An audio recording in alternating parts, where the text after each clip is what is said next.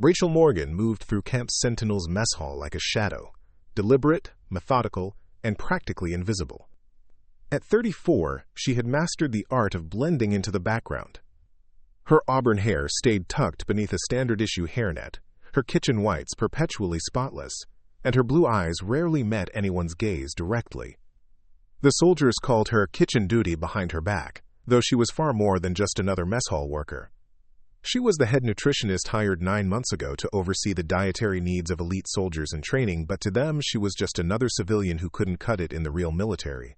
Before we jump back in, tell us where you're tuning in from, and if this story touches you, make sure you're subscribed, because tomorrow I've saved something extra special for you. Every morning at 0500, Rachel arrived at the mess hall before anyone else. She'd inspect the kitchen, organize the day's menu, and brew coffee strong enough to fuel the most sleep-deprived recruits. The base hummed with the structured disorder of military preparation. Drill instructors shouting commands, trainees running drills, the rhythmic sounds of weapons practice from the distant ranges. Rachel worked through it all with silent efficiency, a barely noticed figure in pristine white who somehow anticipated every dietary requirement before it became an issue. The soldiers who bothered to acknowledge her existence saw exactly what they expected to see, a quiet civilian employee who prepared their meals. Some were polite enough, nodding when they passed through the chow line. Others treated her like an appliance, useful for sustenance but otherwise irrelevant. A few, like Lieutenant James Harmon, seemed to take special pleasure in reminding her of her place in the base hierarchy. "Kitchen duty strikes again," Harmon would announce whenever Rachel introduced a new healthy option to the menu, his voice carrying just enough ridicule to make nearby soldiers snicker. "Trying to win the war with quinoa and kale, huh?" Rachel never responded to these comments. She'd learned long ago that some battles weren't worth fighting, especially when you had more important secrets to protect. She'd prepare the meals, manage the nutritional plans, file her reports, and return to her station where she'd spend breaks studying the latest research on performance nutrition. What none of them knew, what none of them could possibly have guessed, was that Rachel Morgan was the daughter of Colonel Thomas Bullseye Morgan, one of the most decorated marksmen in Army Special Forces history. 5 confirmed kills over 1,500 yards, including the legendary impossible shot that saved an entire diplomatic convoy in Kandahar. Military forums still debated whether some of his documented shots were even physically possible. Rachel wore her father's dog tags beneath her uniform every day, hidden from view but close to her heart. The small pieces of metal had accompanied him through 3 wars and countless classified operations. She'd inherited far more than just these tags when Thomas died unexpectedly from an aneurysm 4 years ago. She'd inherited 22 years of training, muscle memory that could place rounds through dime-sized targets at 800 yards, and a precision that extended far beyond marksmanship into every aspect of her life. But she'd also inherited his burden, the weight of knowing what those skills could do, the responsibility that came with being a weapon disguised as a person. After her father's memorial service, Rachel had walked away from her position as a tactical operations specialist. 10 years of military service, 3 deployments to conflict zones, dozens of high-risk operations completed with 0 civilian casualties. All of it felt hollow without him there to share quiet nods of approval. She'd tried working as a private security consultant for a while, but the corporate environment felt too detached from the values she'd been raised with. The nutritionist position at Camp Sentinel was perfect. Military setting, health-focused work, but no combat operations. She could serve without killing, help without harming. The irony wasn't lost on her that she'd ended up back where she started, surrounded by soldiers who saw her as nothing more than a food server with a dietitian certificate. But anonymity had its advantages. Nobody asked uncomfortable questions about her background. Nobody expected her to be anything more than proficient at meal planning and nutritional analysis. Nobody suspected that the quiet woman calculating protein-to-carbohydrate ratios could place 3 rounds through a playing card at 600 yards without breaking a sweat. Rachel's modest apartment off base reflected her deliberately ordinary life, nutrition textbooks, a few photographs of her father in his dress uniform, and locked in a specially designed case under her bed, his custom M40A5 sniper rifle. She maintained it meticulously since his death but had never fired it. That chapter of her life was closed. or so she thought. The first sign that her carefully constructed piece was about to shatter came on a Thursday morning during a routine training exercise. Master Sergeant Alicia Reyes, the base's head combat instructor, had organized an outdoor demonstration of tactical maneuvers for a group of new recruits. Rachel was delivering fresh supplies to the outdoor training area when she noticed something unusual, a brief flash of light from the tree line approximately 800 yards from the training group. Time seemed to slow as Rachel processed what she was seeing. Her father's training activated automatically: threat assessment, position calculation, movement prediction. The glint wasn't random. It was the signature reflection of a scope lens catching the sunlight at precisely the wrong moment. A sniper. And from the angle and position, they were targeting Sergeant Reyes. Rachel was moving before conscious thought fully formed. She dropped the supply crate and sprinted toward Reyes, not running in a straight line but using the irregular zigzag pattern her father had drilled into her for approaching hostile positions. "Sniper," she shouted, her voice carrying the unmistakable command authority that only came from having given life-or-death orders in combat situations. The distance between her and Reyes was about 30 yards. Rachel calculated she had approximately 4 seconds before the shooter would recalibrate after being spotted. 3 seconds. 2. She launched herself at Reyes, tackling the combat instructor to the ground, just as the crack of a high-powered rifle split the air. The bullet passed through the space where Reyes's head had been moments before. Preparing and narrating this story took us a lot of time, so if you are enjoying it, subscribe to our channel. It means a lot to us. Now back to the story. "Stay down," Rachel ordered, covering Reyes's body with her own as she scanned the tree line for follow-up shots. The entire training area erupted into chaos. Recruits diving for cover, instructors shouting orders, the base alarm beginning to wail. Position: bearing 057, approximately 800 yards. Single shooter, bolt action from the sound signature, likely. 308 caliber, Rachel reported automatically to Reyes, who was staring at her with undisguised shock. "They'll be relocating now. Standard evasion pattern would take them northwest through the dense section of the tree line." "Who the hell are you?" Reyes managed to ask as the base security forces began to mobilize. "Just the nutritionist," Rachel replied, already calculating the shooter's most likely escape route. "But we need to move. Now." The base went into immediate lockdown. Armed response teams deployed to search the area while all personnel were secured in designated safe zones. Rachel found herself in a secure command center with Reyes, Lieutenant Harmon, and Base Commander Colonel Patricia Wells, all of them looking at her with varying degrees of suspicion and confusion. "You want to explain what just happened out there, Ms. Morgan?" Colonel Wells asked, her voice level but her eyes sharp with assessment. Rachel maintained her composure, years of operational discipline taking over. "I noticed a scope reflection from the tree line. Based on the angle and position, it appeared to be targeting Sergeant Reyes. I reacted according to standard counter-sniper protocols." "Standard counter-sniper protocols," Harmon repeated, his usual mockery replaced with something closer to disbelief. "Since when does the mess hall nutritionist know counter-sniper protocols?" "More importantly," Reyes interjected, still watching Rachel carefully, "you called out the exact position, weapon type, and predicted the shooter's escape route. That's not something you learn in nutrition school." Rachel knew her carefully constructed cover was unraveling. The instincts that had saved Reyes's life had also exposed aspects of her background she'd worked hard to conceal. She could lie, claim lucky guesses, or exaggerate a basic self-defense course, but the precise nature of her assessment had already revealed too much. "I have some prior experience," she said carefully. "What kind of experience?" Colonel Wells pressed. Before Rachel could answer, the door to the command center opened, and a security officer entered with an update. "Ma'am, sweep teams found a sniper nest exactly where Ms. Morgan indicated. Shell casing confirms. 308 Winchester round. Shooter's gone, but they left boot prints heading northwest through the forest." Just as she predicted, the room fell silent as all eyes turned to Rachel. Her cover wasn't just cracking, it was completely shattered. "I think," Colonel Wells said slowly, "that we need to have a more detailed conversation about your background, Ms. Morgan." Rachel nodded, resigned to the inevitable. "Yes, ma'am." Over the next hour, Rachel revealed select portions of her history: her military service, her specialized training, her experience in tactical operations. She was careful to omit classified details and the full extent of her capabilities, maintaining the discipline that had been ingrained in her since childhood. "So you're telling me," Harmon said when she finished, "that all this time, kitchen duty was actually some kind of secret operator?" Rachel ignored the nickname, keeping her focus on Colonel Wells. "I left that life behind when my father died. I came here looking for a different way to serve." "Your father?" Wells said thoughtfully.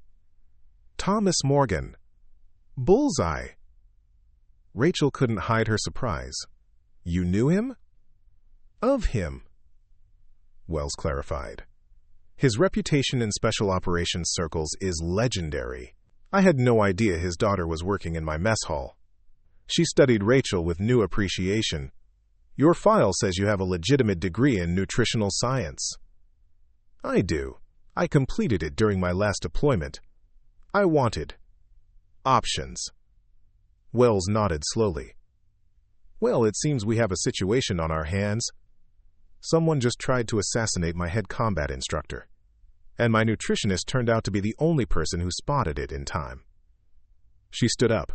"Decision made. Until we identify and apprehend this shooter, I want you working with our security team, Ms. Morgan. Your expertise could be invaluable."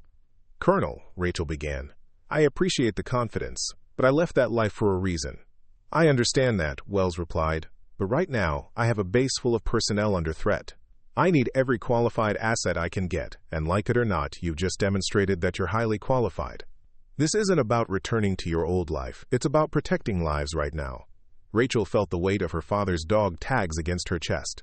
She'd walked away from combat operations, from the life of precision violence that had defined her for so long, but she hadn't walked away from her core values, protecting those who couldn't protect themselves, using her skills in service to others.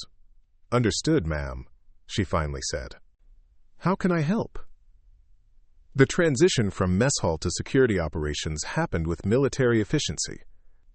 By evening, Rachel found herself in the base's tactical center, reviewing surveillance footage and terrain maps with the security team. She'd changed from her kitchen whites into standard-issue BDUs, the familiar uniform feeling like a second skin she'd tried to shed but never quite could. As she worked, Rachel became acutely aware of the shift in how others perceived her. The security personnel, initially skeptical of the kitchen lady, quickly recognized her expertise as she identified potential sniper positions, calculated fields of fire, and helped construct a profile of their adversary based on their tactics and equipment. Word spread through the base like wildfire. By nightfall, the story had transformed from a failed assassination attempt to the revelation that the quiet nutritionist had secret combat skills that saved Sergeant Reyes's life. Soldiers who had previously ignored Rachel's existence now watched her with newfound curiosity and respect. Some seemed impressed, others uncomfortable at having misjudged her so completely. Harmon, predictably, was among the uncomfortable ones. He hovered at the edges of the tactical center, watching Rachel work with barely concealed resentment. The woman he'd dismissed as kitchen duty was now being consulted by senior security officers, her assessments taken seriously, her recommendations implemented without question. "Don't get too comfortable," he muttered as he passed behind her workstation. "Once this is over, you'll be back measuring protein scoops where you belong." Rachel didn't bother responding. Her focus was on the maps and the emerging pattern of the attack. The sniper had chosen their position carefully. Optimal sight lines, multiple escape routes, difficult to approach undetected. This wasn't an amateur or a random threat.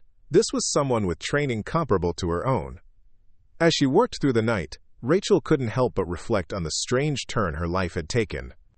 For nearly a year, she'd buried her true self beneath layers of deliberate ordinariness, finding a kind of peace in anonymity. Now, with one split-second decision, she'd exposed everything she'd been hiding. Not just her skills, but her instincts, her way of thinking, her true nature. Part of her mourned the loss of that simple existence. The other part, the part that had been trained by Thomas Morgan since she could first hold a rifle, felt the familiar clarity that came with having a clear mission and objective. Find the threat. Neutralize it. Protect the base. By morning, Rachel had helped the security team identify 3 potential locations where the sniper might return or attempt another attack. Colonel Wales approved deployment of surveillance teams to monitor these positions, with Rachel assigned to the primary team covering the most likely location. As she prepared her equipment, standard issue field gear, communications, optics for surveillance, Rachel found Sergeant Reyes waiting for her outside the armory. "I never properly thanked you," Reyes said without preamble. "You saved my life yesterday." Rachel nodded, uncomfortable with the gratitude. Anyone would have done the same if they spotted the threat. But they didn't spot it. You did. Reyes studied her with open curiosity. "Why hide what you are? With your skills and background, you could have had any position on this base." It was a question Rachel had asked herself many times over the past year. Why choose anonymity when her abilities could have earned her respect and recognition? The answer was complicated, tied up in grief for her father and disillusionment with the life she'd led. "After my father died," she said finally, "I needed to find a different way to serve. Something that created rather than destroyed. Nutrition, health, well-being. It seemed like the opposite of everything I'd been trained to do." "And now?" Reyes asked. Rachel checked her equipment one last time before answering. "Now I'm reminded that sometimes the skills I tried to leave behind are the ones that can save lives." The surveillance operation began at noon. Rachel positioned herself with 2 security team members in a concealed observation post overlooking a ridgeline that provided optimal firing positions toward the base's training areas. If the sniper returned, this would be one of the most advantageous locations. Hours passed with no activity. Rachel remained perfectly still, scanning the terrain methodically through high-powered optics. Her breathing slow and controlled. Her focus absolute. This was the other inheritance from her father. Not just the physical skills of marksmanship, but the mental discipline of perfect patience. Beside her, the security team members shifted uncomfortably as the afternoon wore on, their movements betraying their lack of experience in extended surveillance operations. Rachel ignored their restlessness, her attention never wavering from the task at hand. "How do you do that?" one of them finally whispered. "You haven't moved in 3 hours. Practice," Rachel replied simply, not taking her eyes from the optics. As evening approached, bringing fading light and longer shadows, Rachel detected movement at the edge of her field of view, a slight disturbance in the natural pattern of the underbrush, too deliberate to be wildlife, too subtle to be an amateur. "Contact," she whispered into her comm unit. "Bearing 043, moving east through the heavy brush, approximately 600 meters from our position." "Confirmed visual?" came the response from the command center. "Negative. Movement pattern only. Professional. Careful." Rachel adjusted her optics slightly. "Wait. Partial visual. Single individual. Camouflage clothing, carrying what appears to be a rifle case." "All units converge on that location," ordered Colonel Wells through the comm system. "Do not engage unless threatened. Primary objective is identification and capture." Rachel watched as the figure moved through the terrain with practiced ease, using natural cover and shadow to remain nearly invisible to untrained eyes. The movement patterns were familiar. Military precision, tactical awareness, someone who understood both hunting and being hunted. "They're heading toward Overlook Point," Rachel reported. "That position would give them direct line of sight to tomorrow's scheduled field exercises. Security teams are moving to intercept," came the response. "Maintain visual contact if possible." Rachel felt the familiar tension building in her chest, the controlled adrenaline of an operation unfolding. For all her attempts to leave this life behind, her body remembered it, responded to it, almost welcomed it. The figure disappeared into a dense stand of trees, momentarily beyond visual tracking. Rachel calculated the most likely emergence point, based on terrain and objective. "They'll come out approximately 50 meters northeast of the large boulder formation," she predicted, moving to maintain visual. Without waiting for authorization, Rachel slipped away from the observation post, moving through the underbrush with the silent efficiency that had once made her one of the military's most effective operators. Her teammates looked startled but didn't attempt to stop her. Rachel navigated the difficult terrain with practiced ease, placing each foot carefully to minimize sound, using natural cover to conceal her movement. She could hear the security teams coordinating their approach through her earpiece, but they were still minutes away from effective containment positions. Reaching a small rise that offered better visibility, Rachel settled into position just as the figure emerged exactly where she had predicted. Through her optics, she could now make out more details: tactical gear of non-standard issue, professional-grade equipment, and a bearing that spoke of formal military training. The sniper paused, seeming to sense something amiss, and began scanning the surroundings with methodical precision. Rachel remained perfectly still, controlling her breathing, becoming part of the landscape as her father had taught her. For a moment it seemed the sniper would continue toward the planned position. Then, with alarming suddenness, they changed direction, heading directly away from the approaching security teams and toward a section of the perimeter that would allow escape from the base grounds. "Target is moving southwest," Rachel reported quietly. "They've detected the security approach. They're heading for the perimeter fence near the old service road." "All units redirect," came the immediate response. "Cut off their escape route." Rachel calculated distances and response times instantly. The security teams wouldn't intercept in time. The sniper would escape, and with them, any chance of understanding who had targeted Sergeant Reyes and why. In that moment, Rachel made a decision that she knew would irrevocably end any possibility of returning to her quiet life as a nutritionist. She began to move, not toward the security teams or back to her observation post, but on an intercept course with the fleeing sniper. "Morgan, what's your position?" came Colonel Wells's voice through the comm. "Moving to intercept," Rachel replied simply. "Negative. Fall back and maintain observation only. Security teams will handle the apprehension." "They won't make it in time." Rachel increased her pace, moving through the forest with silent efficiency. "I can reach the intercept point before the target clears the perimeter." There was a moment of silence on the comm before Wells responded. "Proceed with caution, Morgan. Do not engage unless absolutely necessary." Rachel acknowledged the order, knowing full well that engagement was almost certainly going to be necessary. The sniper had already demonstrated willingness to kill. They wouldn't surrender easily. As she closed the distance, moving parallel to the sniper's escape route, Rachel felt a strange calm settle over her. This wasn't the peaceful contentment she'd sought in her new life, but the focused clarity that came with perfect alignment between training and purpose. For better or worse, this was what she had been made for. She reached the intercept point moments before the sniper, positioning herself behind a large tree with clear visibility of the approaching path. The figure moved into view, still scanning surroundings with professional caution, but moving with the increased speed of someone executing an escape plan. Rachel stepped out from cover, deliberately placing herself in the sniper's path. "Stop right there," she called out, her voice carrying the unmistakable authority of command. "Base security has this area surrounded." The sniper froze, then dropped instantly into a defensive position, rifle case swinging around as they sought cover behind a fallen log. There was a moment of tense silence as they assessed each other across the 30 feet of forest floor that separated them. "You're not security forces," the sniper said finally, voice muffled by a tactical mask but distinctly male. "You're the woman from the mess hall, the one who spotted me yesterday." Rachel maintained her position, evaluating angles and distances, identifying potential cover if the situation escalated. "You seem to know a lot about base personnel for someone who doesn't belong here."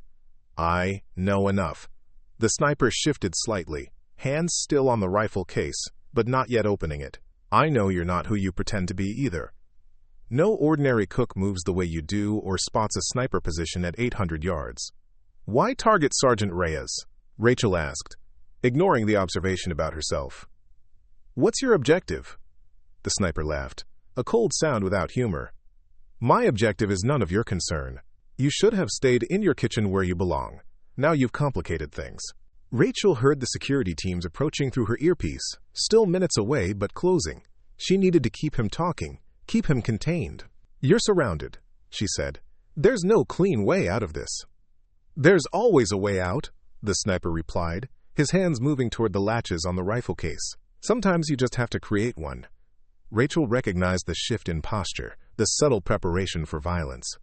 "Don't," she warned. "You won't clear the case before I reach you." For a moment the sniper seemed to reconsider, weighing options and probabilities. Then his hands moved with practiced speed, flipping the latches on the rifle case. Rachel was already in motion, covering the distance between them in a controlled rush. The sniper abandoned the rifle case and pivoted to meet her approach, hands coming up in a defensive stance that confirmed Rachel's assessment: military-trained, combat-experienced. The fight that followed was nothing like the chaotic brawls that sometimes erupted in the mess hall when tempers flared among young recruits. This was precision violence. Two professionals executing techniques designed to incapacitate with maximum efficiency. Rachel blocked a strike aimed at her throat, countered with a precise blow to the solar plexus, then used the sniper's momentary diaphragm spasm to sweep his legs. He recovered faster than she anticipated, rolling away from her follow-up and regaining his feet with fluid grace. "You're good," he acknowledged, circling carefully. "Special operations?" "You first," Rachel countered, maintaining optimal distance. The sniper lunged forward with a combination of strikes that would have overwhelmed an ordinary opponent.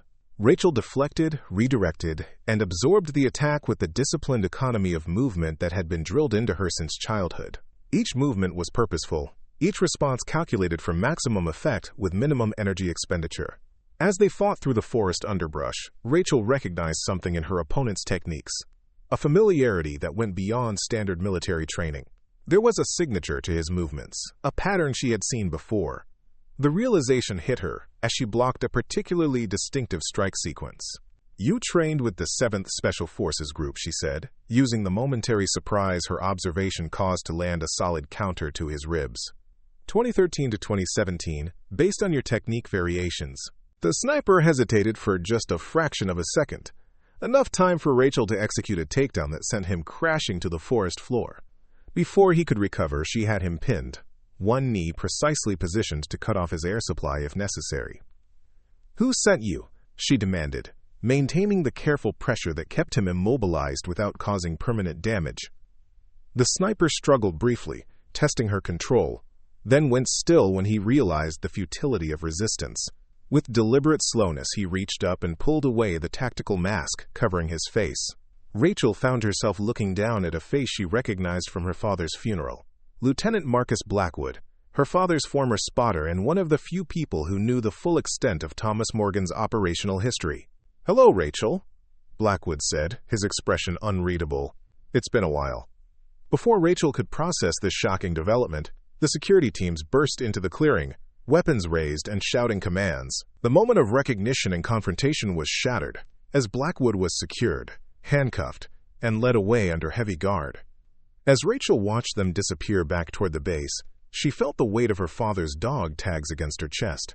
Whatever peace she had found in her quiet life as a nutritionist had been completely destroyed. The sniper's bullet might have missed its intended target, but in a way, it had found Rachel anyway, piercing straight through the carefully constructed identity she had built and exposing the truth she had been trying to escape.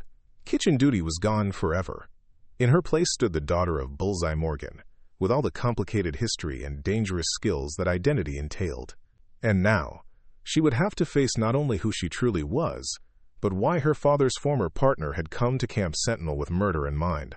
Rachel sat in the stark confines of Camp Sentinel's secure interview room, her hands wrapped around a cup of coffee that had long since gone cold. 8 hours had passed since the apprehension of Marcus Blackwood.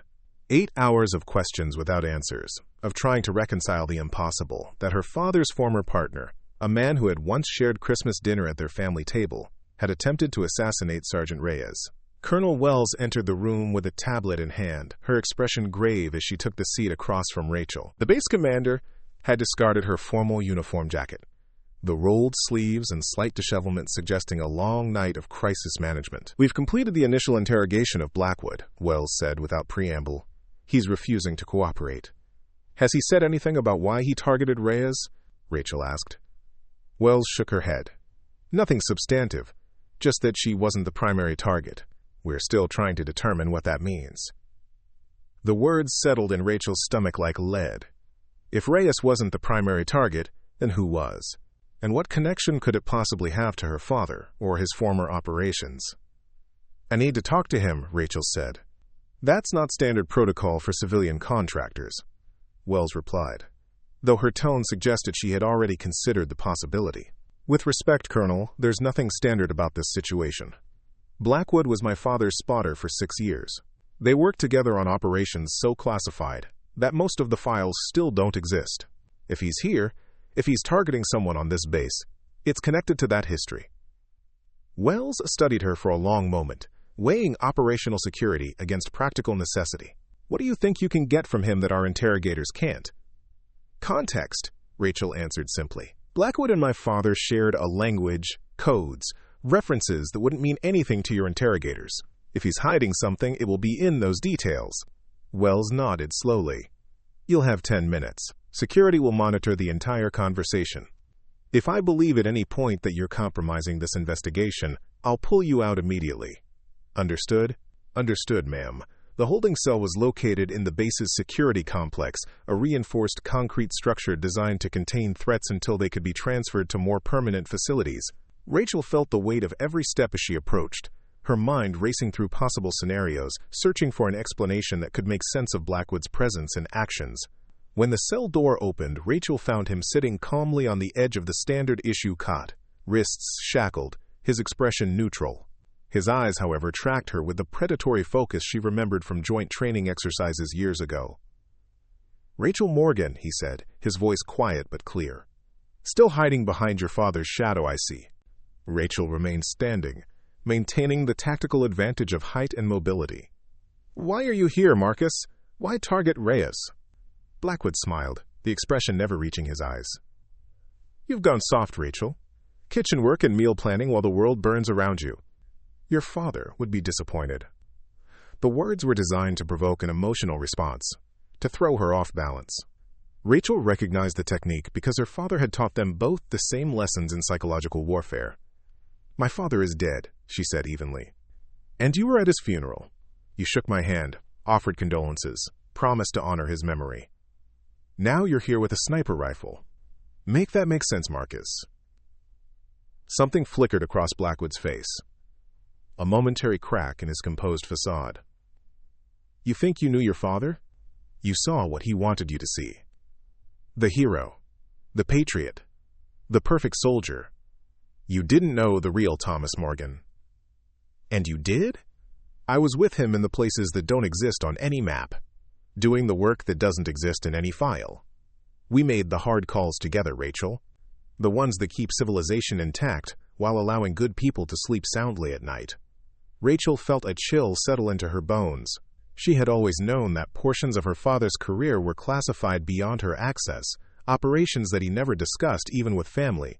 But Blackwood's words suggested something darker, something that conflicted with the principled man she had known. What happened? She asked, adjusting her approach. What changed after his death? Blackwood leaned forward, the chains of his restraints clinking softly. 3 months after the funeral, I received a package. No return address, no note. Just a thumb drive with a single encrypted file. Your father's insurance policy. Insurance against what? Against the people we worked for deciding that loose ends needed tying up. Blackwood's expression hardened. The file contained evidence of an operation in Nuristan Province 2019. Something went wrong, Rachel. Something that powerful people want buried along with everyone who knows about it. Rachel maintained her composure despite the growing unease. And Sergeant Reyes is connected to this. How? Reyes was never the target. She was in the wrong place at the wrong time. Blackwood's eyes locked with hers, intense and unblinking. You were the target, Rachel, or, more specifically, what you might have inherited from your father. The revelation hit like a physical blow. Me? Why would you? Not me, Blackwood interrupted. I came here to warn you. I've been tracking a wet work team for the past month. Professional contractors, hired to eliminate everyone connected to Nuristan. They're coming for you, Rachel. I needed to get to you before they did. By shooting at my colleagues? That's your idea of a warning? Blackwood's expression didn't change. I needed to create a situation that would force you out of hiding. Reveal your true capabilities. Make you impossible to dismiss as just another mess hall worker when I told you the truth. Rachel processed this explanation, weighing it against what she knew of Blackwood's operational methods. There was a certain twisted logic to it, the kind that developed in people who had spent too long in the shadows. You could have approached me directly, she said. Would you have believed me? Without proof? Without demonstration? Blackwood shook his head. You've spent the past year pretending to be someone else, Rachel. You needed to remember who you really are before you would listen to what I have to say. Before Rachel could respond, the cell door opened and Colonel Wells stepped in. Time's up, Morgan. Rachel nodded, eyes still fixed on Blackwood. This isn't over. No, he agreed. It's just beginning. Back in the command center, Rachel paced the length of the secure briefing room while Wells reviewed the surveillance footage of her conversation with Blackwood. You believe him? Wells asked when the playback ended.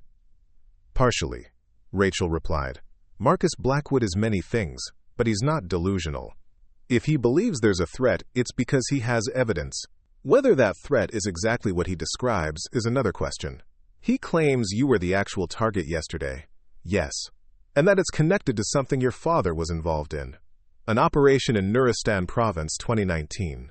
Wells tapped at her tablet, frowning at whatever appeared on the screen. There's nothing in our accessible files about any special operations in that region during that time frame. There wouldn't be, Rachel said. Not if it was the kind of operation Blackwood is suggesting. The implication hung in the air between them. Black operations, deniable activities. The kind of missions that governments preferred to pretend never happened. We need to transfer Blackwood to a more secure facility, Wells decided. And until we can verify or disprove his claims, I'm assigning you protective custody. Rachel stopped pacing. With respect, Colonel, if there is a professional wet work team targeting this base, standard protective custody won't be sufficient. What do you suggest? Let me access my father's rifle, position me as a counter-sniper to protect the base. I can operate from concealed positions that would give me visibility of all primary approach vectors. Wells studied her with open skepticism. You want me to arm the mess hall nutritionist with a sniper rifle and position her as our primary defense against a theoretical assassination team? Put that way, it did sound absurd. But Rachel held her ground. I want you to utilize the most qualified counter-sniper asset you have available. My official job title is irrelevant to my capabilities. Before Wells could respond, her secure phone buzzed. The conversation that followed was brief but clearly concerning, judging by the colonel's expression.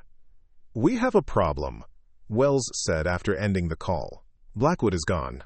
What do you mean, gone? 20 minutes ago, the base perimeter sensors detected a breach in Sector 7. When security forces responded, they found 2 guards unconscious and Blackwood's cell empty. Rachel processed this development, mind racing through implications. He had help. Inside or outside? Unknown at this point, but it confirms at least part of his story. There are definitely other players involved. Wells made a decision, her posture shifting from consideration to command. Get your rifle, Morgan. You're officially reassigned to base security until this situation is resolved. Within the hour, Rachel found herself back in her off-base apartment, opening the reinforced case that contained her father's M40A5.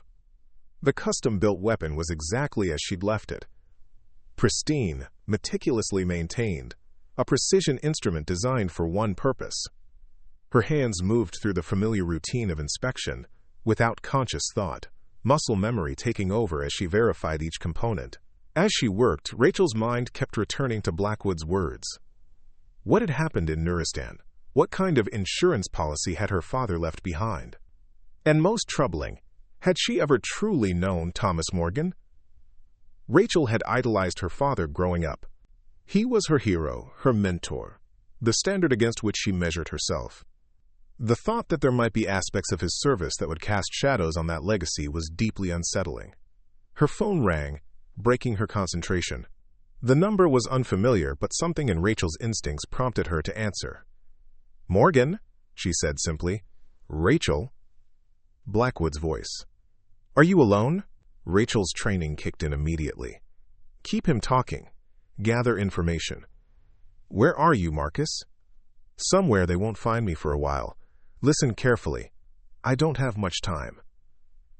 His voice was tight, urgent. Your father kept a backup of everything. All the files, all the evidence. He didn't trust digital storage, not for something this important. What are you talking about? The rifle, Rachel? Check the rifle. He modified it after our last deployment together. There's a compartment in the stock that doesn't appear in any of the specifications. That's where he would have hidden it. Rachel looked down at the weapon in her hands, seeing it with new eyes. Why tell me this now? Why not in the cell? Because I couldn't be certain who was listening. Blackwood's voice dropped lower. The people coming after you, they have resources, connections. They've infiltrated multiple agencies. Trust no one until you've seen what your father left behind. The call ended abruptly, leaving Rachel staring at the silent phone. She turned her attention back to the rifle, examining it with renewed purpose. If Blackwood was telling the truth, if her father had hidden something inside the weapon's custom stock, it would change everything she thought she knew about his final operations. After nearly 20 minutes of careful examination, Rachel found it seemed so perfectly integrated into the design that it was virtually invisible unless you knew exactly where to look. With precise pressure applied to 2 points simultaneously, a small section of the stock slid open, revealing a hidden compartment. Inside was a small metal case no bigger than a deck of cards, secured with a biometric lock. Rachel's heart pounded as she pressed her thumb against the scanner. For a moment, nothing happened. Then, a soft click, and the case opened to reveal a micro SD card. Before she could examine it further, Rachel's tactical instincts flared. Something had changed in the ambient sound pattern of the apartment complex. A car engine stopping. Doors opening with just slightly too much care to be normal residents. Moving with silent efficiency, Rachel secured the micro SD card in a hidden pocket, reassembled the rifle, and moved to the window, keeping to the side to avoid silhouetting herself against the light. 3 men were approaching the building, their movements coordinated and purposeful. They were dressed in civilian clothes, but Rachel recognized the distinctive posture and awareness of professional operators. Blackwood had been telling the truth. They were here. Rachel calculated her options in seconds. She could attempt to defend the apartment, but the confined space and multiple entry points created a tactical disadvantage. Escape was the better option, but she needed to move immediately. Gathering only essential equipment, the rifle, ammunition, her go-bag with emergency supplies that she'd maintained out of habit, despite her supposed retirement, Rachel moved toward the rear exit. Years of operational experience guided her actions. Minimize noise, avoid predictable routes, maintain awareness of all angles of approach. She was halfway down the back stairwell when she heard the distinct sound of her apartment door being breached. No warning, no announcement of law enforcement presence. Confirmation, if she needed it, that these were not legitimate authorities. Rachel exited the building through a service door, using parked vehicles as cover while she made her way to her car. As she drove away, keeping her speed consistent with normal traffic patterns to avoid attention, she activated the secure phone Colonel Wells had issued her. "Wells," came the immediate answer. "This is Morgan. 3-person tactical team just raided my apartment. Military-trained, non-standard approach." Blackwood was right. A pause. "Where are you now?" "En route to alternate location. I have the rifle and—" Rachel hesitated, unsure how much to reveal about the micro SD card over an unsecured line. "And I found evidence that supports Blackwood's claims. Return to base immediately. I'll have security teams meet you at the south checkpoint." Rachel considered the order. Under normal circumstances, the base would be the safest location, with controlled access and armed security. But Blackwood's warning echoed in her mind. Trust no one. "Negative," she replied after a moment. "If Blackwood is correct about infiltration, the base could be compromised. I need a secure location to review the evidence first." "Morgan, that's a direct order." "With respect, Colonel, I'm a civilian contractor, not active duty, and right now, following standard protocol could get us both killed." Rachel made a decision. "I'll contact you when I've verified the information. Until then, assume all communications are compromised." She ended the call before Wells could respond, then removed the battery from the phone to prevent tracking. Whatever her father had hidden in that rifle, whatever had happened in Nuristan, it was significant enough that professional kill teams were now hunting for it. Before she could trust anyone, She needed to understand exactly what she was dealing with. 2 hours later, Rachel had established herself in a remote hunting cabin that belonged to an old friend from her service days.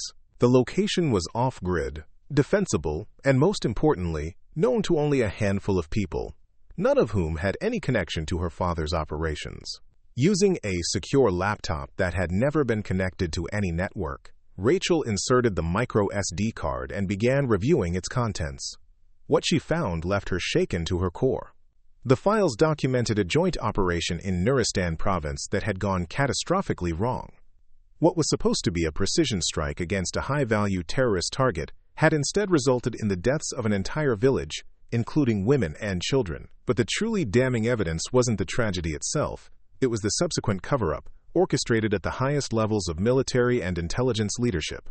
Names, dates, falsified reports, edited surveillance footage.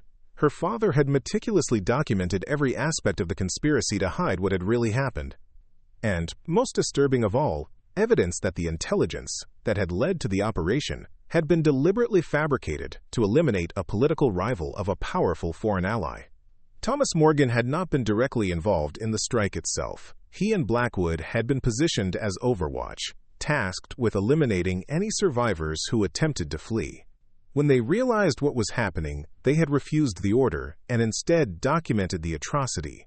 Morgan had compiled the evidence but had been killed before he could determine how best to use it.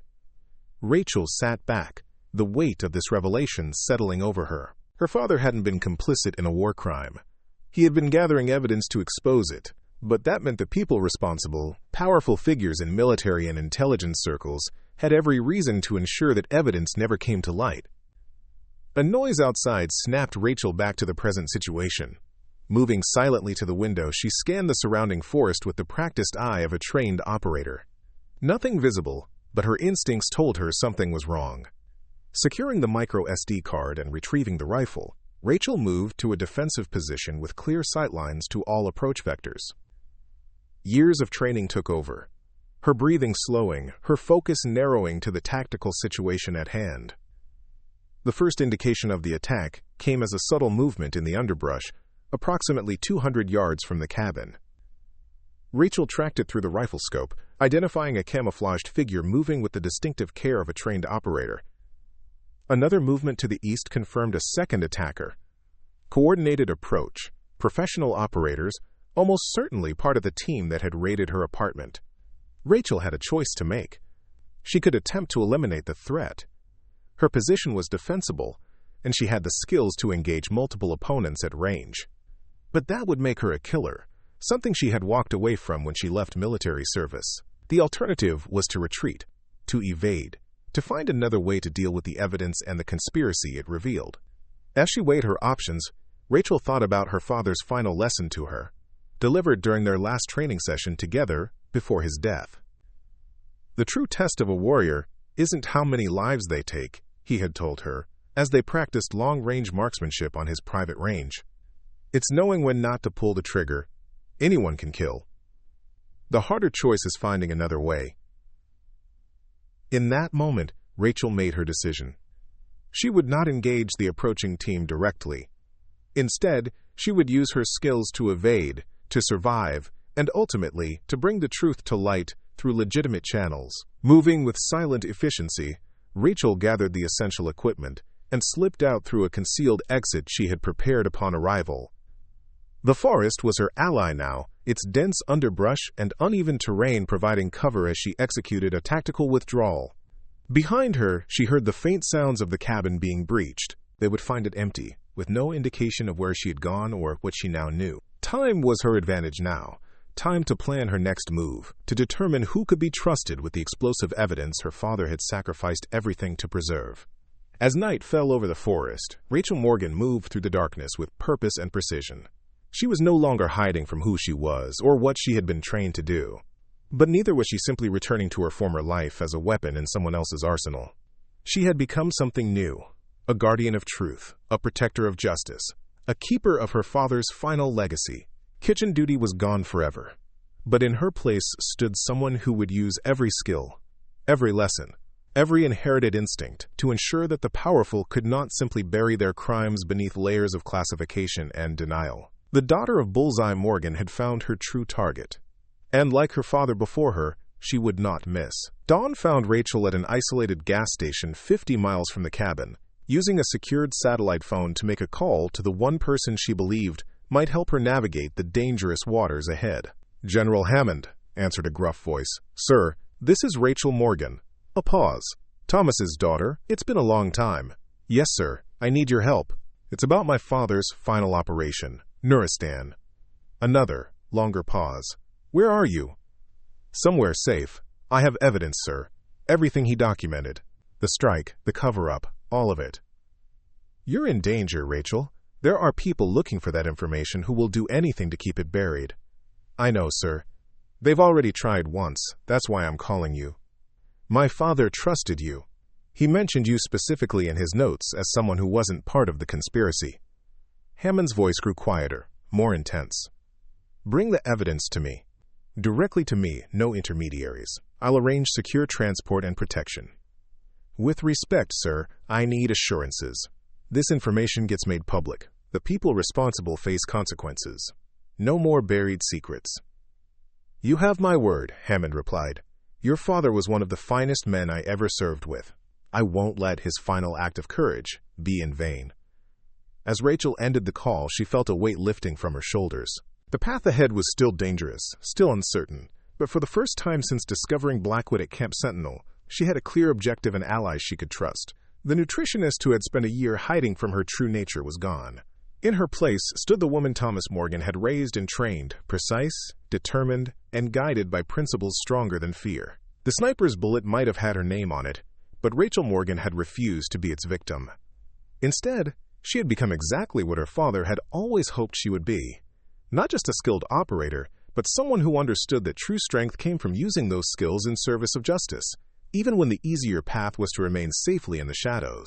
The military transport helicopter descended through thick cloud cover, its rotors slicing through the early morning mist as it approached the secure facility known only as Garrison Point. Inside, Rachel Morgan sat across from General Hammond, her father's rifle case secured between her feet, her expression revealing nothing of the tumultuous 72 hours that had brought her to this moment. "We land in 5, Hammond said, his voice barely audible over the helicopter's engine noise. "The team I've assembled is waiting. People I trust personally, people who weren't connected to Nuristan." Rachel nodded, her mind already mapping contingencies, escape routes, potential threats. 3 days on the run had reawakened operational instincts she'd tried to bury beneath meal plans and nutritional spreadsheets. "Once we present the evidence, there's no going back," Hammond continued, studying her carefully. "Your father understood the implications. Do you?" "I do." Rachel met his gaze steadily. "The people responsible will fight back. They'll try to discredit the evidence, discredit us. They'll call it national security, claim releasing the information endangers operations and personnel. And they won't be entirely wrong," Hammond admitted. "This will cause damage. But sometimes healing requires cutting out the infection first." The helicopter touched down on a reinforced landing pad surrounded by nondescript government buildings. As they disembarked, Rachel noted the heightened security, additional perimeter guards, surveillance coverage, counter-sniper positions on the surrounding rooftops. Hammond was taking no chances. They were escorted to a secure conference room where 5 people waited. An assistant director from the FBI, a senior Justice Department prosecutor, a retired admiral now serving on the Intelligence Oversight Committee, a respected war correspondent known for her uncompromising integrity, and, most surprisingly, Colonel Patricia Wells from Camp Sentinel. "Colonel," Rachel acknowledged, unable to hide her surprise. "I didn't expect to see you here. General Hammond convinced me your concerns about base security were legitimate," Wells replied, her expression grave. "After you left, we discovered surveillance equipment in the tactical center that wasn't part of our authorized systems. Someone has been monitoring our operations from the inside."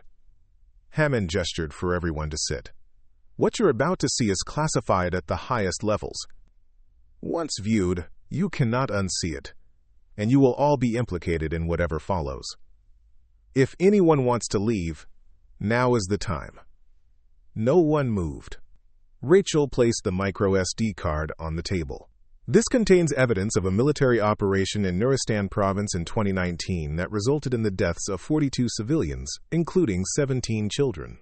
It also documents the subsequent cover-up orchestrated by senior military and intelligence officials.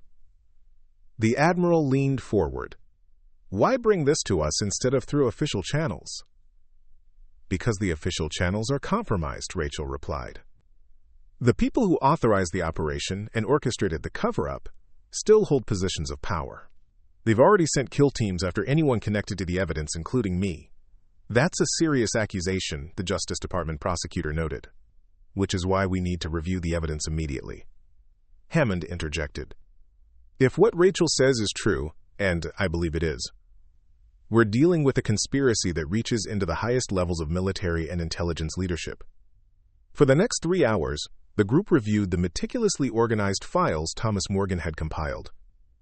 Operational plans, satellite imagery, communication transcripts, falsified after-action reports, and most damning of all, unedited drone footage that clearly showed the strike targeting civilians rather than the terrorist cell claimed in official reports. My God, the war correspondent whispered as the footage played. This is beyond a mistake. This was deliberate. The village was targeted because intelligence assets believed a regional governor's political rival was hiding there, Rachel explained, referring to the notes her father had included.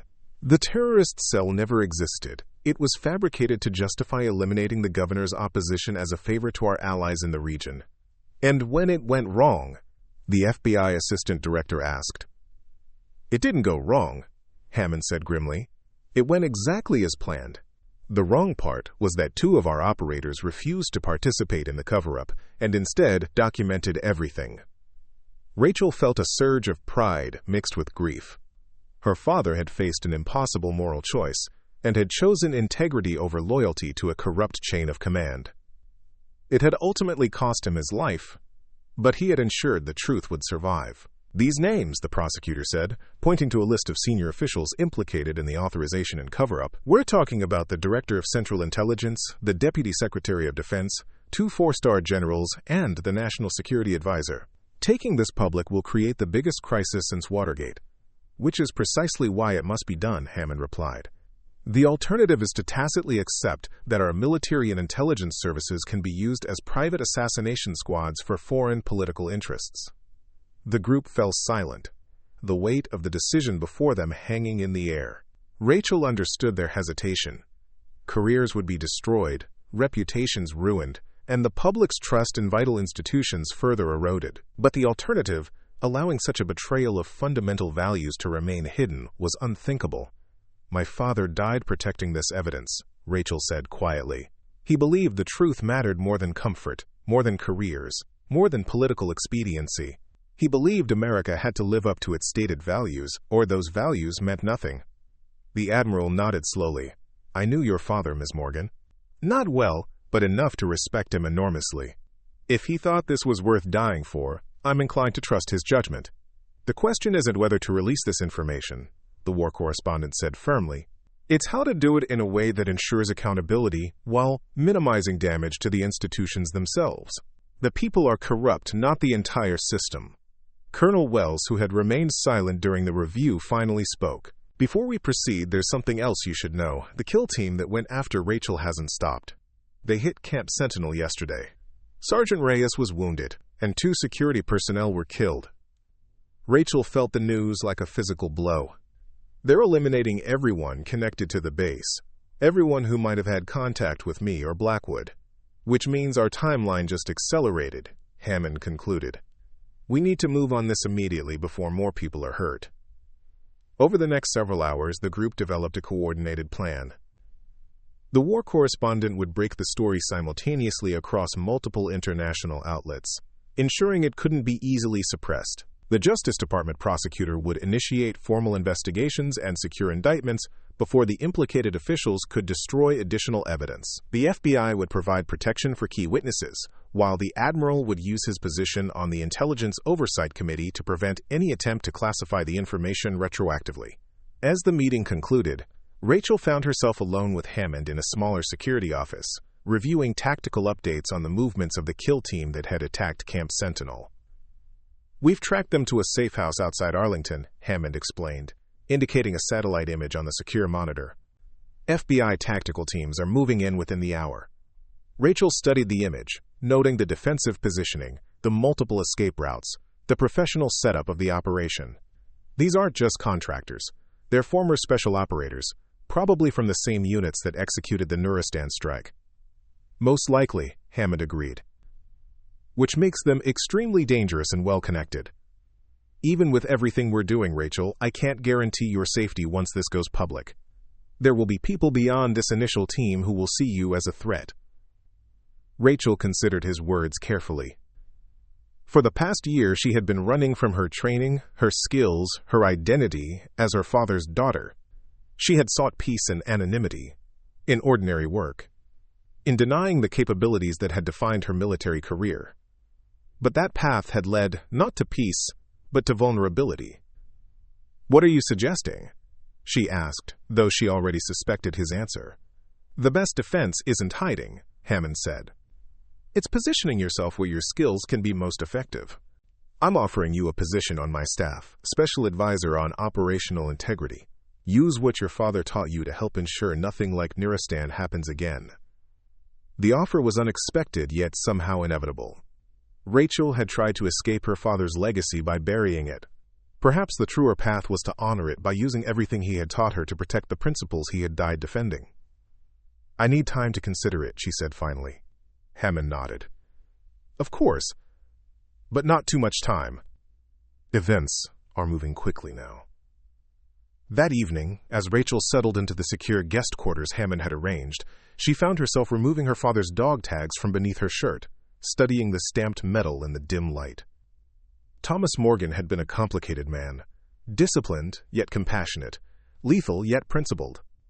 He had raised her to be the same, to understand that exceptional abilities carried exceptional responsibilities. Her quiet reflection was interrupted by a soft knock at the door. Colonel Wells stood in the hallway, her posture tense with urgency. "We have a problem," Wells said without preamble. "Blackwood has resurfaced. He just contacted our communications center at Camp Sentinel with a warning. The kill team has been activated for a priority target." "Who?" "General Hammond. They're moving tonight." Rachel processed this information with the cold clarity that came with operational focus. "The evidence release is scheduled for tomorrow morning. They're trying to decapitate our response before it begins." "Exactly. Hammond's security team has been alerted, but Blackwood was specific about the threat.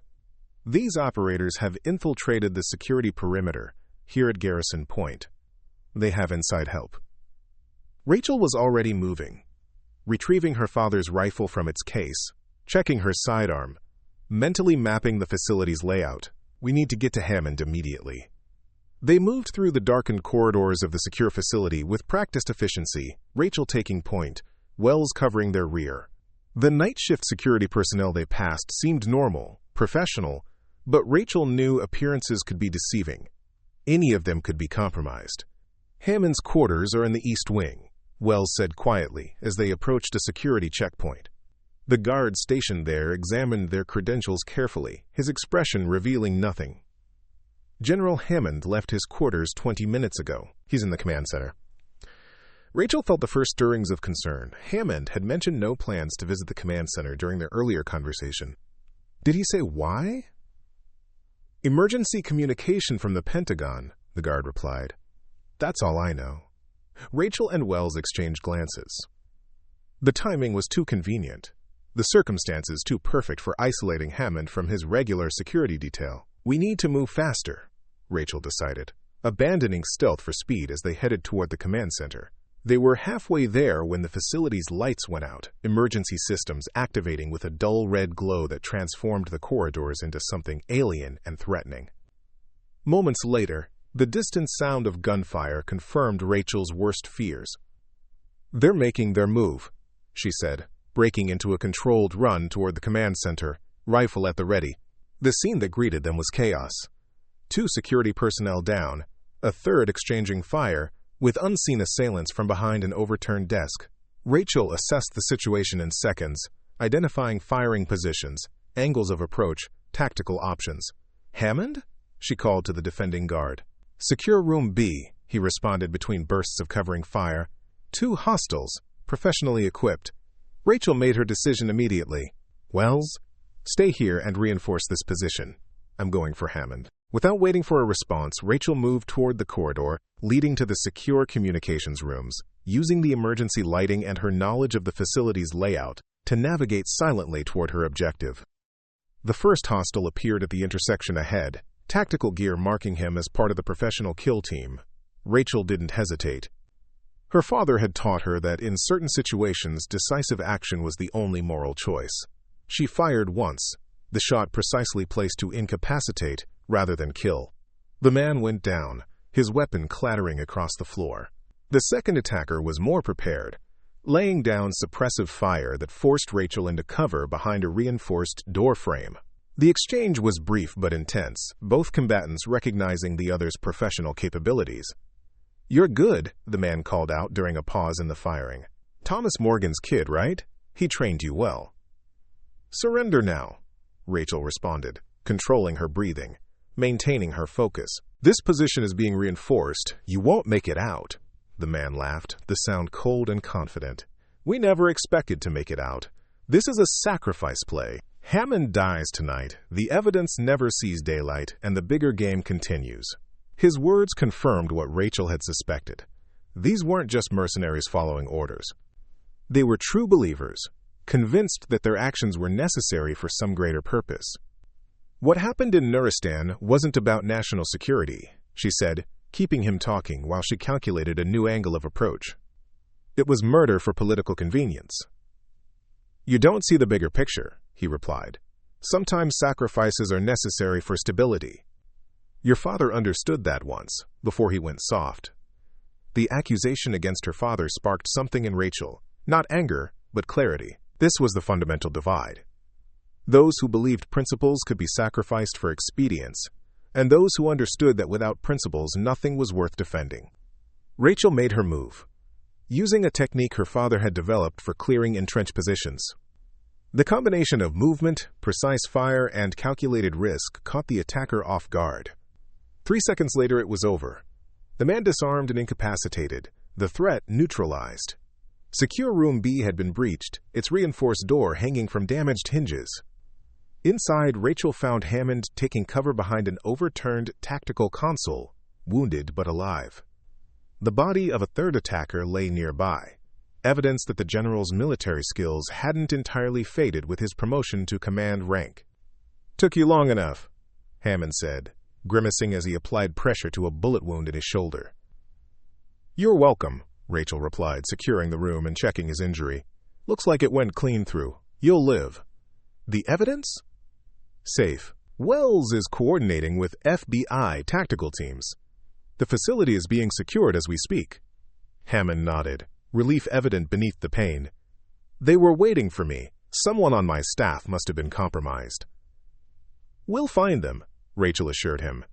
"But right now, we need to get you medical attention and ensure the evidence release proceeds as planned."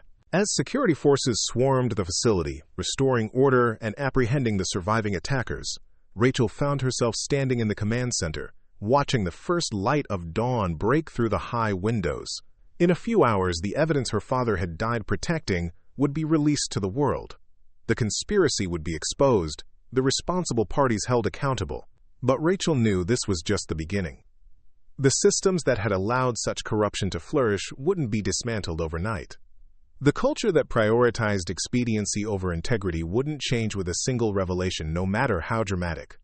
Colonel Wells joined her by the window, her uniform bearing the marks of the night's conflict, but her posture straight and determined. "Hammond's going to be fine," Wells reported. "The FBI has apprehended 2 more members of the kill team trying to escape the perimeter. It's over." "This operation is over," Rachel corrected quietly. "The larger fight is just beginning."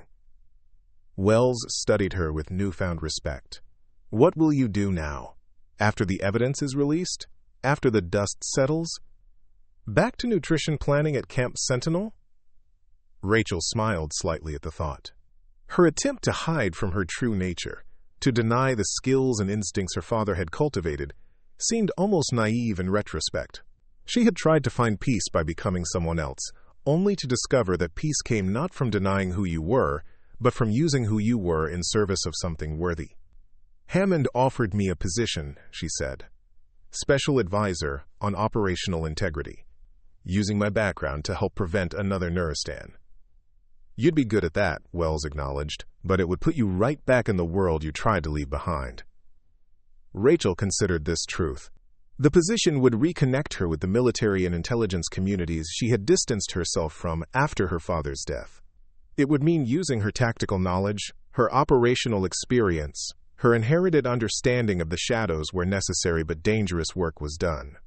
But it would also mean honoring her father's final choice, to stand for principle even when it was difficult, to use his skills to protect not just American lives, but American values. "I spent a year hiding who I am," Rachel said finally, "pretending that if I just served meals instead of serving in combat, I could somehow separate myself from everything my father taught me. But the truth is, his most important lessons weren't about marksmanship or tactics. They were about integrity, about responsibility, about using your abilities to protect what matters." "So you'll take Hammond's offer?" Rachel watched as the sun broke fully above the horizon, casting long shadows across the facility grounds. "I'm done hiding in the kitchen. There's too much at stake, too much work to be done." Later that morning, as Rachel sat beside Hammond's hospital bed watching the first news reports of the Nuristan evidence release break across global media, she felt a sense of completion. Her father's final mission was accomplished. The truth he had sacrificed everything to protect was now known to the world. "It's going to be chaos for a while," Hammond said, watching the cascading revelations unfold on the screen. Political fallout, institutional soul-searching, public outrage. And there will be resistance. People who believe the old ways were necessary, who think principles are luxuries we can't afford. "I know," Rachel replied. "That's why I'm accepting your offer. The work isn't finished yet." Hammond nodded, satisfaction evident beneath his professional demeanor. "Your father would be proud. Not just of what you did last night, but of the choice you're making now." Rachel touched the dog tags she still wore beneath her shirt, feeling the connection to the man who had shaped her life in so many ways. He always said that the true test of training isn't how well you perform when everything is planned and controlled. It's how you adapt when everything falls apart, when you have to find your own way forward.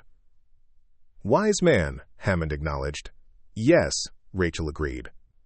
"And I think I finally understand what he was preparing me for all along. Not just to be a weapon, but to be a guardian. Not just to follow orders, but to recognize when orders should be questioned. He was teaching me how to carry the burden of exceptional abilities while never losing sight of why those abilities matter."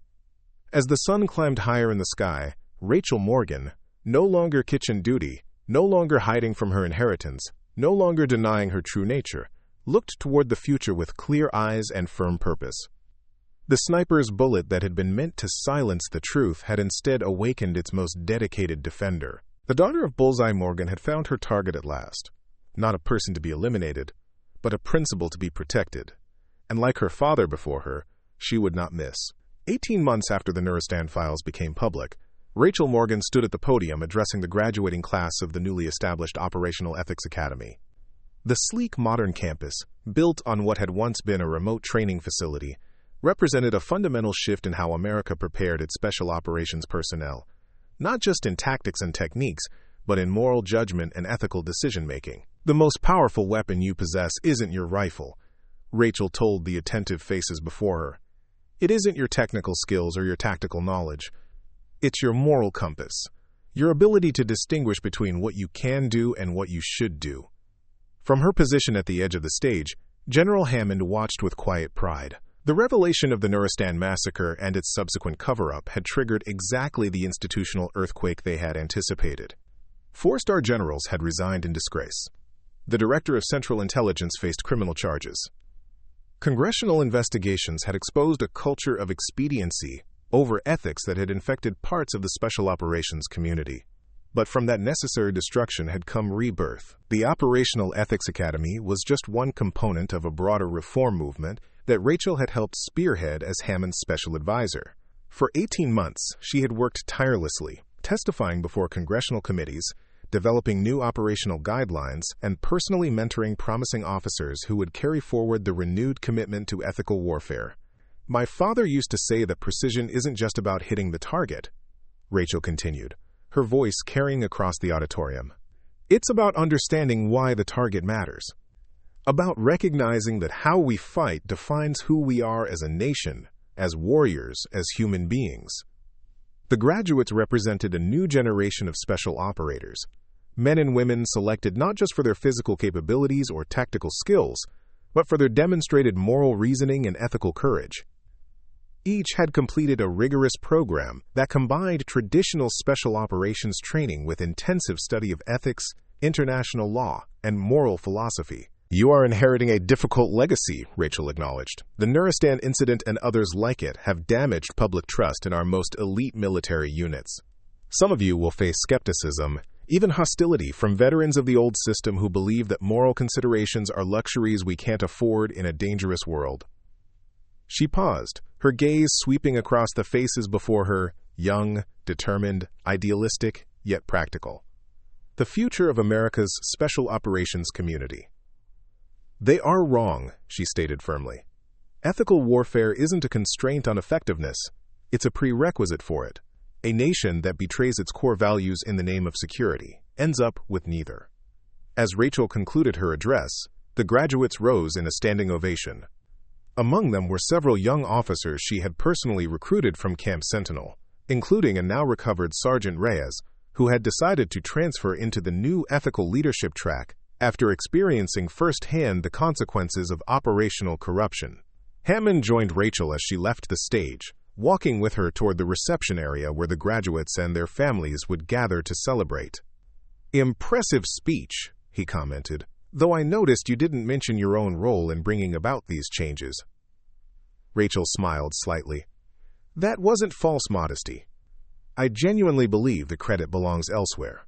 To my father, to Blackwood, to the journalists who broke the story, to the congressional leaders who demanded accountability, and to the nutritionist who tackled a combat instructor to save her from a sniper, then proceeded to help expose the biggest military scandal in decades," Hammond added wryly. "Don't diminish your own part in this, Rachel." Before she could respond, they were approached by a tall, distinguished man in his 60s, wearing the uniform of a Marine Corps general. Rachel recognized him immediately. General Michael Torres, the newly appointed head of Joint Special Operations Command and a leading voice in the reform movement. "Ms. Morgan," Torres greeted her with genuine respect.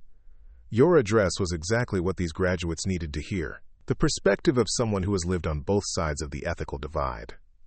"Thank you, General, though I'm not sure I'd characterize it quite that way. I never crossed that ethical line myself." "No," Torres agreed, "but you've experienced the pressure to remain silent, to prioritize institutional loyalty over moral truth. That's a perspective these young operators need to understand."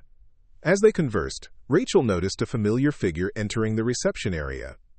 Marcus Blackwood, now serving as a special advisor to the Congressional Oversight Committee, investigating historical abuses in special operations.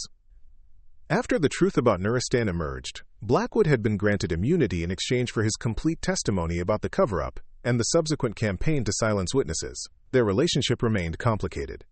Blackwood's methods, particularly his decision to create a dangerous situation at Camp Sentinel to force Rachel out of hiding, still troubled her.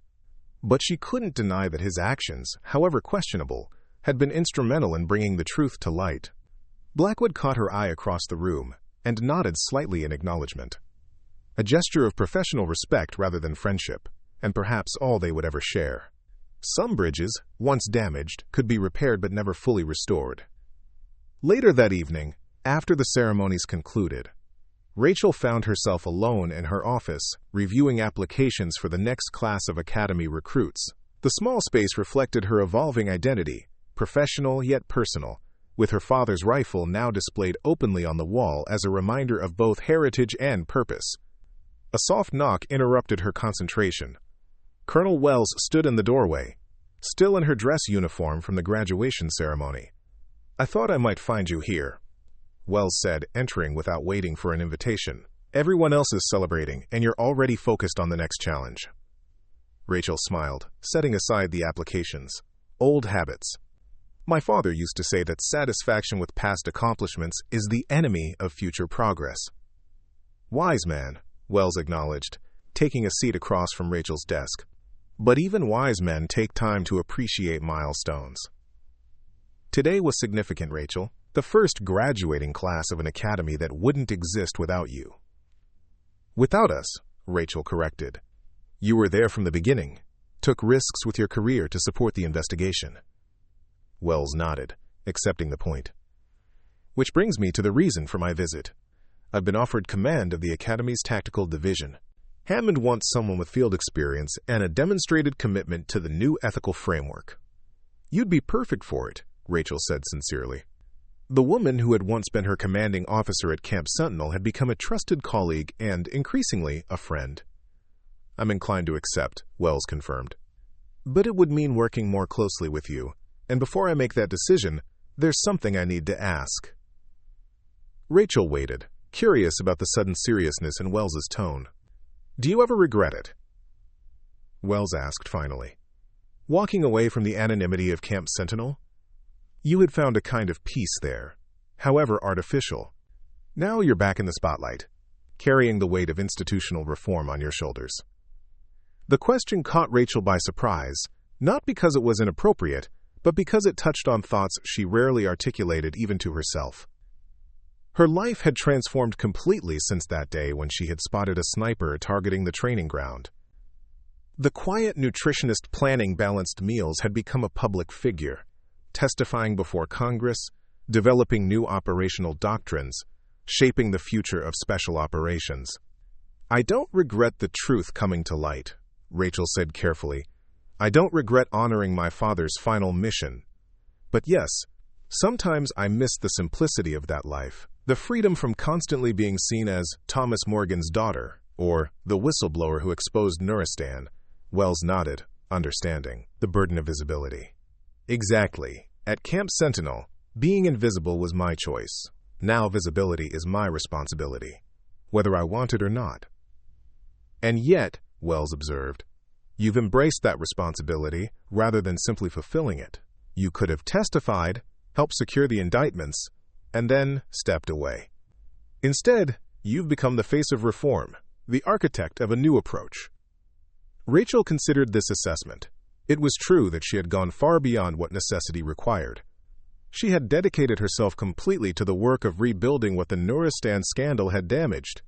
Public trust in special operations, the ethical foundation of covert warfare, the moral compass of an institution her father had served faithfully. "I realized something during the investigation," Rachel said finally. "All those years I spent trying to escape my father's shadow, I was missing the point. His legacy wasn't about being the perfect soldier or the legendary marksman. It was about having the courage to stand for something greater than yourself, even when it costs you everything." She gestured to the rifle mounted on her office wall. "I used to hide that in a closet because I thought it represented a life I wanted to leave behind. Now I display it openly because I understand what it really symbolizes. Not just the capacity to take life with precision, but the responsibility to protect what matters with equal precision." Wells smiled slightly. "From kitchen duty to institutional reformer. Quite a journey." "One I never planned," Rachel acknowledged. "But maybe that's the point. We don't always choose our most important missions. Sometimes they choose us." After Wells left, Rachel found herself drawn to the window overlooking the academy grounds. Twilight had settled over the campus, the last light of day giving way to the first stars of evening. In the distance, she could see the training ranges, where tomorrow's operators would learn not just how to accomplish missions, but how to question them when necessary. Her phone buzzed with a message from Hammond. "Torres wants to discuss expanding the program internationally. Breakfast meeting tomorrow, 0700. The work never ended. For every success like today's graduation, there were a dozen new challenges waiting: institutional resistance to overcome, budgetary battles to fight, cultural inertia to push against. The reform they had begun would take years, perhaps decades, to fully implement. Yet Rachel felt a sense of purpose that had been missing during her year at Camp Sentinel. There, she had found a kind of peace and anonymity in routine, in deliberately constraining herself to a small and manageable role. But it had been the peace of denial, of running from who she truly was. What she had found since embracing her father's legacy was something different. Not peace, perhaps, but alignment. The harmony that comes from using your true capabilities in service of your deepest values. The following morning found Rachel in Hammond's office, reviewing classified reports of a developing situation in a conflict zone halfway around the world. The details were troubling. Potential civilian casualties, questionable intelligence, pressure from political figures for immediate action. "This has all the warning signs," Hammond noted grimly. "The same pattern we saw in Nuristan. Intelligence that can't be properly verified, political pressure overriding tactical concerns, a rushed timeline preventing proper assessment." Rachel studied the satellite imagery, the intelligence summaries, the operational plans. "Who's the team lead on the ground?" "Major Sarah Hernandez, one of our academy graduates, actually. From the first pilot class before today's formal program." Rachel felt a surge of hope at this information. Hernandez had been an exceptional student, one who had fully embraced the ethical framework the academy taught alongside tactical skills. "She's already flagging concerns," Hammond continued, sliding a secure tablet across the desk. "Questioning the intelligence sources, requesting additional verification before proceeding. Following the Nuristan protocols to the letter." The Nuristan protocols had been Rachel's creation, a comprehensive framework for ethical decision-making under pressure, named for the incident that had made such guidelines necessary.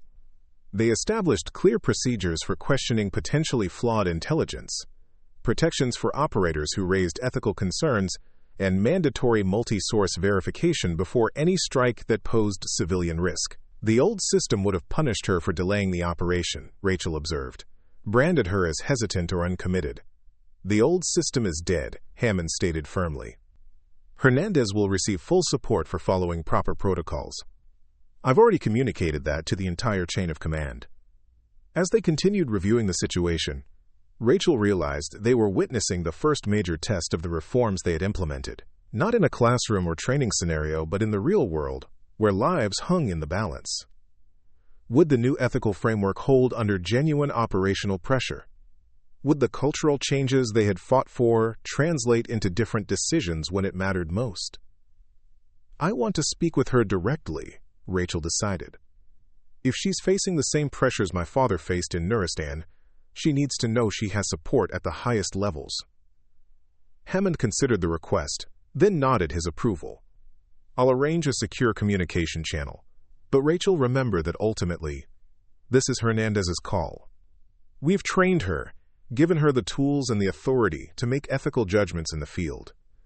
At some point, we have to trust that the system we've built actually works." The secure video connection was established within the hour. Major Hernandez appeared on screen, her features composed despite the evident stress of her situation. Behind her, Rachel could see the Tactical Operations Center where her team was monitoring the developing situation. "Ms. Morgan," Hernandez acknowledged, her expression registering surprise at the unexpected communication. "This is unexpected." "I've reviewed your situation report, Major," Rachel said, keeping her tone professional but supportive. "General Hammond and I wanted to personally confirm that you have full authorization to implement the Nuristan protocols as you deem necessary." Relief flickered briefly across Hernandez's face before her professional demeanor reasserted itself. "Thank you, ma'am. We're facing significant pressure from the embassy to proceed based on the current intelligence. The ambassador is concerned that the target will relocate if we delay." "What's your assessment of the intelligence, Major?" "Your genuine opinion, not what you think we want to hear." Hernandez didn't hesitate. "It's incomplete and potentially compromised. The primary source has provided unreliable information in the past, and we haven't been able to establish secondary confirmation. Additionally, our surveillance indicates civilian presence in the proposed strike zone that wasn't acknowledged in the initial briefing."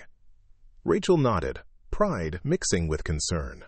Hernandez was doing exactly what the academy had trained her to do, applying critical judgment to operational decisions rather than simply executing orders. But that ethical stance was placing her in the same difficult position that Thomas Morgan had faced years earlier in Nuristan. You have full authority to delay or cancel the operation if the intelligence doesn't meet verification standards, Rachel assured her. Document everything, maintain the ethical bright lines we've established, and know that your judgment is supported at every level of command. Even if it means the target escapes? Hernandez asked, the question revealing the real pressure she was feeling. In the old system, allowing a high-value target to escape due to ethical concerns was often career-ending. Especially then, Rachel replied firmly. We don't compromise our values for operational expediency. That's the whole point of the reforms we've implemented. Better to miss a target than to strike the wrong one. After the call ended, Rachel turned to find Hammond watching her with approval.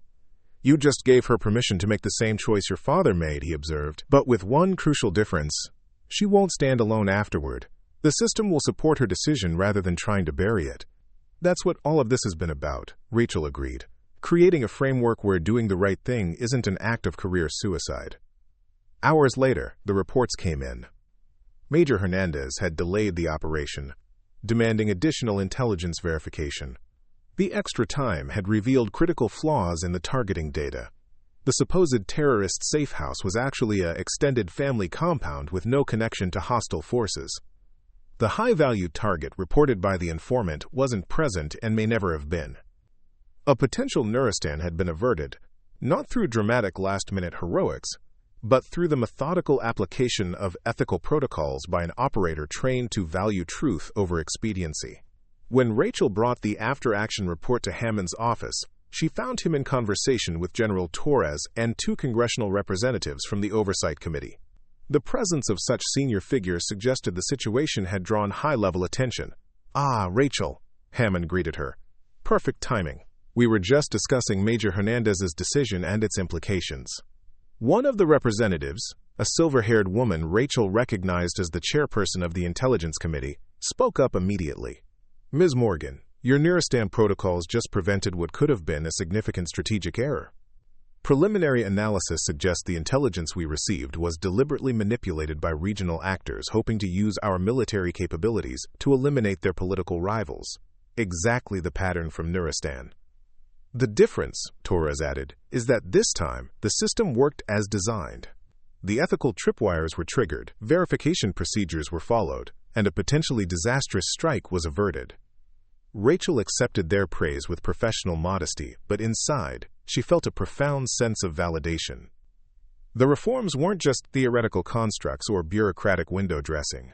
They were working in the real world, saving lives, preserving America's moral authority, and protecting operators from being manipulated into actions that violated their core values. Later that evening, as Rachel prepared to leave for the day, she found Blackwood waiting outside her office. Their interactions, since Nuristan had been limited to professional necessities, the complexity of their shared history creating a barrier neither had fully bridged. I heard about Hernandez, Blackwood said without preamble. The system actually worked. Rachel nodded, studying the man who had once been her father's trusted partner, then briefly her enemy, and now occupied some undefined middle ground. It did. One case doesn't prove the reforms will hold everywhere, but it's a start. Your father would have been proud, Blackwood offered, the words clearly difficult for him. Not just of what you've built, but of who you've become. The compliment touched her more deeply than she had expected. Despite their complicated history, Blackwood had known Thomas Morgan in ways she hadn't, had seen him make the difficult choices that defined a career in special operations, had understood the burden he carried. He would have been proud of you too, Marcus, Rachel said after a moment, for eventually doing the right thing, even if your methods were questionable. A ghost of a smile crossed Blackwood's face. Tactical improvisation was always my specialty. Your father was the strategist, the one who saw the bigger picture. A trait he passed on, apparently, Rachel acknowledged, though it took me a while to recognize it. As they parted ways, Rachel found herself reflecting on the journey that had brought her from the kitchen at Camp Sentinel to the heart of institutional reform. The path had been neither straight nor easy. It had cost her the anonymity she had once prized, had exposed her to dangers both physical and political, had forced her to confront uncomfortable truths about the institutions her father had served. Up next, You've got 2 more standout stories right on your screen. If this one hit the mark, you won't want to pass these up. Just click and check them out. And don't forget to subscribe and turn on the notification bell so you don't miss any upload from us.